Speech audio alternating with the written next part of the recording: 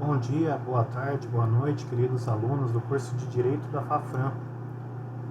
Essa aula gravada, como eu havia dito para vocês, será mostrada tanto para o quarto ciclo quanto para o sexto ciclo, até porque é um assunto bastante atual nesse momento que nós vivemos e optei por disponibilizá-la a todos, embora seja mais propriamente para o pessoal do sexto ciclo. De início, primeiramente eu peço desculpas, estou no recesso aqui da minha casa e hoje sem a paramentação, né, de terno, essas coisas, e vou iniciar a nossa aula agradecendo vocês pela confiança e especialmente pela paciência que vocês tiveram comigo esse ano. Me recordo muito quando eu aceitei o convite do Betô e também teve um contato com a professora Giovana.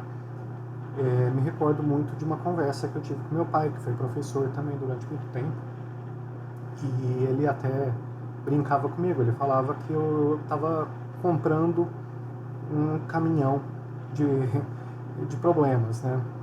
Embora vocês não me deram um caminhão de problemas, mas assim, já tenho um emprego e estava agregando coisas, né?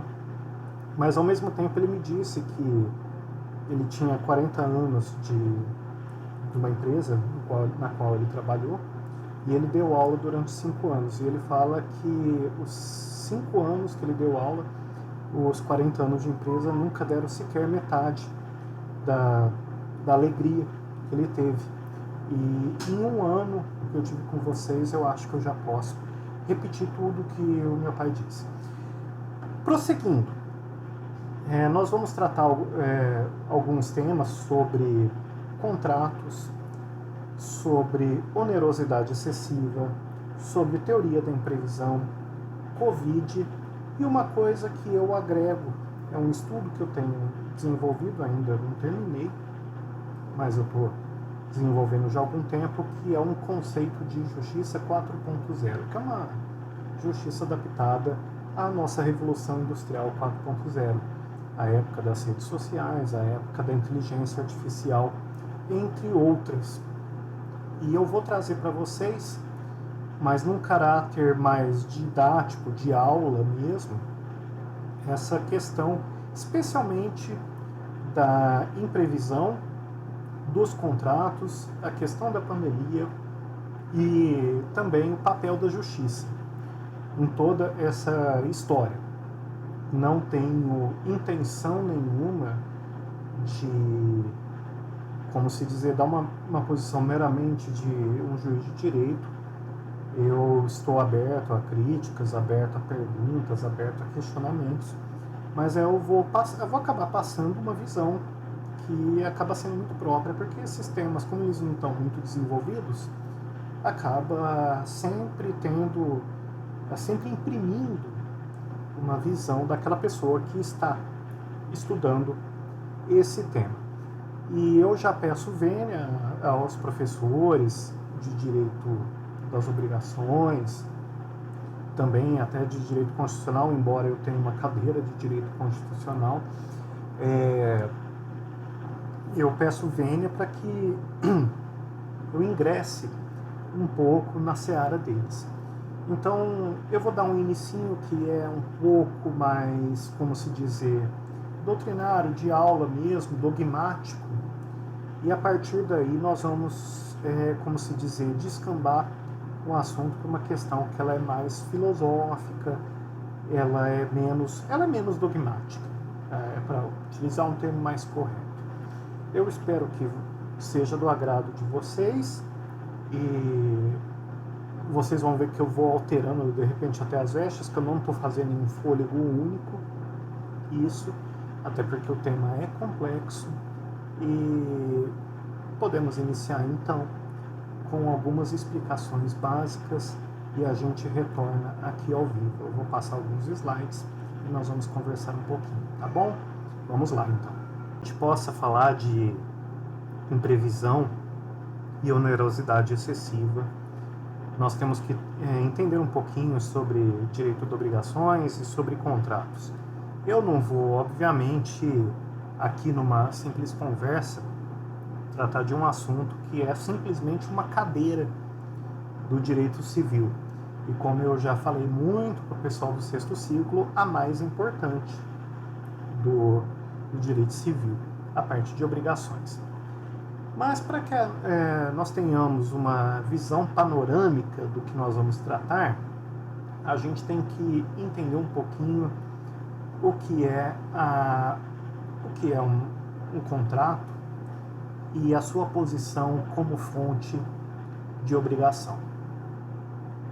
Essa questão do contrato ser fonte de obrigação, ela vem desde o direito romano, que trazia uma classificação quadripartite ou quadripartida das obrigações.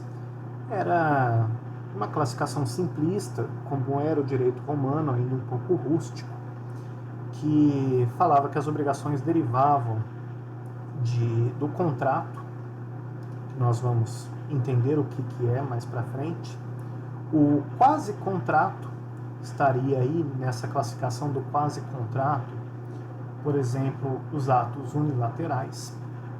O delito, no caso, por exemplo, de um crime, e o quasi-delito, que naquela época ainda não se tinha desenvolvido muito a ideia sobre o crime doloso, o crime culposo, então eles tratavam geralmente o quasi-delito, que muitas vezes pode ser o crime culposo, mas muitas vezes pode ser um mero ilícito civil, como o quasi-delito. Essa é uma classificação quadripartida, que foi utilizada na época do direito romano, foi abandonada durante muito tempo e resgatada, especialmente pela doutrina francesa, e entre eles o Poitiers, que é um dos grandes tratadistas antigos sobre direito das obrigações. E o Poitiers, ele até mexeu nessa classificação quadripartida, transformando ela numa classificação como se dizer, de 5 repartições, né? Quinta partida, por exemplo. E ele agrega a lei como uma fonte das obrigações. Essa classificação hoje ela já não goza de muito prestígio, e os nossos civilistas, se vocês pegarem qualquer livro de direito civil, até desde os mais clássicos brasileiros, como o Antônio de Barros Monteiro, por exemplo, até os mais atuais, como Flávio Tartucci e também Pablo Stolze, por exemplo, eles usam uma classificação do fato jurídico e do ato jurídico, e também do negócio jurídico. Seria o fato jurídico lato sensu, como a grande raiz, que poderia ser um fato jurídico de cunho natural, sem voluntariedade nenhuma. Por exemplo, a morte. A morte é uma fonte das obrigações. Por exemplo, se vocês pegarem um mandato, que a procuração, o mandato, ele se extingue com a morte, a princípio. E também os fatos jurídicos voluntários, como os atos jurídicos stricto sensu, os próprios atos ilícitos, porque eles são dotados de uma certa voluntariedade na sua ação, e especialmente o negócio jurídico. O negócio jurídico, que é a grande fonte, que é dela que o contrato surge, é dela que deriva o contrato, se caracterizam por atos bilaterais ou unilaterais, com o traço distintivo de uma voluntariedade, a chamada autonomia da vontade. A doutrina em geral, e eu estou colocando aqui uma classificação que o Orlando Gomes, que é o grande tratadista brasileiro de obrigações, traz eles classificam os negócios como atos coletivos, como negócios unilaterais, como meras promessas, mas especialmente o contrato. O contrato que tem duas partes, o contrato que é o que nós vamos tratar aqui, é esse, o básico que vocês conhecem, de duas partes, com uma posição credora, uma posição devedora, um objeto, pressupostos de existência, pressupostos de validade, pressupostos de eficácia. É o contrato a maior fonte das obrigações no direito em geral. Eu não falo só no direito brasileiro, é no direito em geral. E os contratos, eles geram, como eu disse, obrigações, por serem uma fonte de obrigações, e geram responsabilidades. E é aqui que o aluno ele tem que ter em mente a classificação dualista de obrigação e de responsabilidade. A obrigação é a posição que a parte toma. Por exemplo, quando ela numa compra e venda, você tem um comprador que fala, olha, eu vou pagar tanto para ter esse carro.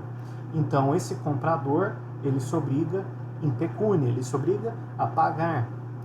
E o vendedor, ele também se obriga a entregar o carro.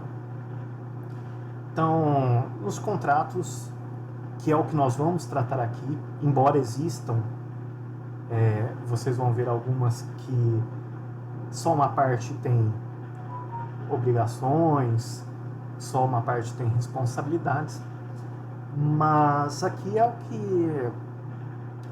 que nós vamos ter em mente, é aquele no qual os dois têm obrigações e os dois têm responsabilidades. E isso no direito alemão, essa obrigação, que é, como se dizer, é um primeiro momento obrigacional, que é a posição que a parte toma nessa relação, é chamado de Schuld. E dessa obrigação principal, o Schuld, ou débitum no latim, surge a responsabilidade. É um segundo momento. É um momento no qual para utilizar um termo grosseiro, esse débito, essa obrigação, ela sai do papel e ela entra num plano fático. É a responsabilização civil, seja contratual, seja extracontratual. Ela advém daquela obrigação primária. Por exemplo, em um contrato, o comprador se obriga a pagar, mas se ele não paga, ele pode ser responsabilizado por isso. Em um delito, você tem uma obrigação principal? Sim, você tem uma obrigação principal, uma obrigação primária, que é, por exemplo, um dever de cuidado. No caso, vamos supor, do trânsito. Quando você dirige, você tem que ser diligente no trânsito. E se você não é, surge uma responsabilidade. Por exemplo, seja administrativa, seja civil. No caso aqui a gente está tratando da civil. Quando, por exemplo, você bate um carro. Isso é o Haftung, que é a responsabilidade.